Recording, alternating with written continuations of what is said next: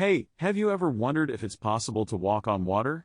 I mean, it sounds like something straight out of a superhero movie, right? But today, we're gonna dive into this wild idea and see if there's any science behind it. So, let's set the stage.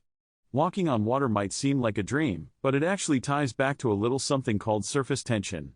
Yup, that's right. This scientific principle is what we're gonna explore today as we investigate whether it's really possible to defy the laws of physics and take a stroll across a body of water. Alright, let's talk about the challenge.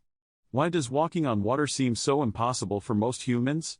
Well, the answer lies in physics. You see, our weight and the way our bodies are structured don't really allow us to distribute our mass evenly across the surface of the water. When we step onto water, we break through that surface tension, and down we go. It's kind of like trying to stand on a trampoline. If you weigh too much, it just won't hold you up.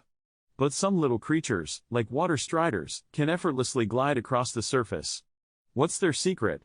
Let's find out.